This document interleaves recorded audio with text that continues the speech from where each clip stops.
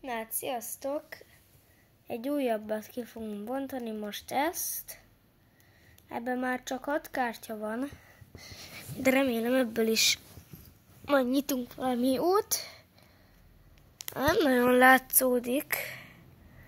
Valahogyan be kéne állítanom cuccost. És hát szerintem kezdjük is el kibontani. Na, szóval akkor kezdjünk is bele. Én valamit látok az elején.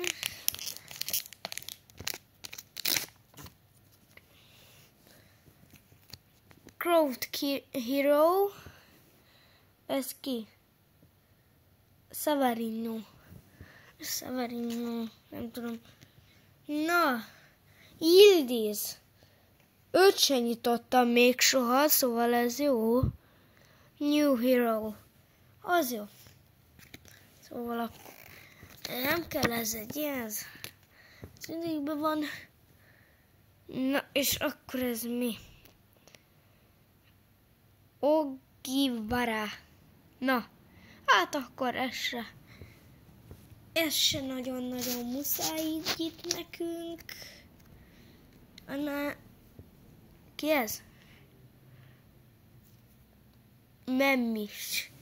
Jó, ilyen neveik vannak.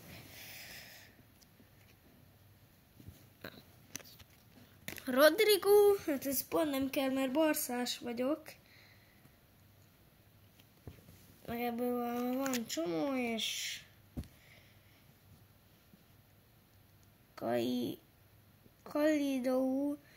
Koulibaly. Ennek is olyan hülye neve van, mint annak a rendje, de mindegy. Hát az egyetlen, ami jó volt benne, az ez. Ez fenomenális volt. Na, szóval akkor ennyi is lett volna, ezeket így gyorsan összehányom. Ja, itt már a Yildiz. És, hogyha tetszett a videó, nyomj egy lájkot, iratkozz föl,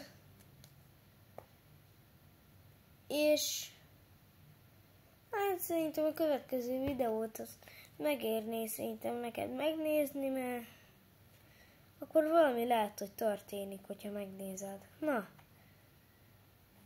sziasztok!